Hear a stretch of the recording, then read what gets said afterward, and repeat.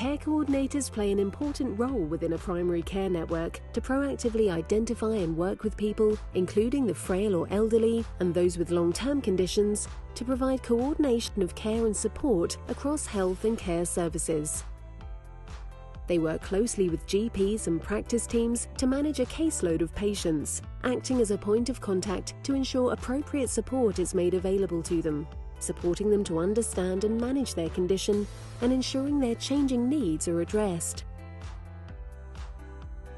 Care coordinators could potentially provide time, capacity and expertise to support people in preparing for or following up clinical conversations, to enable them to be actively involved in managing their care and supported to make choices that are right for them. The care coordinator role is, I am that person kind of in the middle of the pool, and there's care homes, there's GP surgeries, there's social prescribers, there's all the community care around that, and I'm that person in the middle that can bring those people together. I'm employed by the primary care network, and then I have so many allocated GP surgeries that I help with. We're starting now to go out to individuals within GP surgery, so vulnerable patients, housebound patients, patients with learning disabilities. We are starting to kind of sift through all the patients in the surgeries just to see if anybody needs any assistance, because the whole role of the care coordinator is to make sure that everybody is kind of in charge of their care and how that care is given to them, so they have a say in how their treatment is carried out. And that's what we're here to listen for and to make sure that that is okay and everybody is happy with how they're being treated.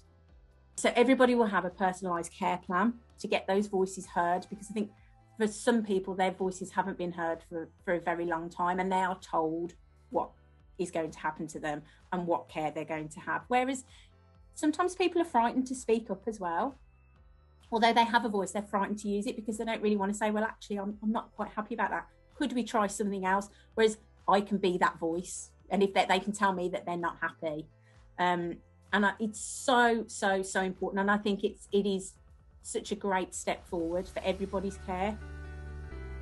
For the most vulnerable people in the community, care coordinators can be the go-to person if their needs change or if something goes wrong with service delivery.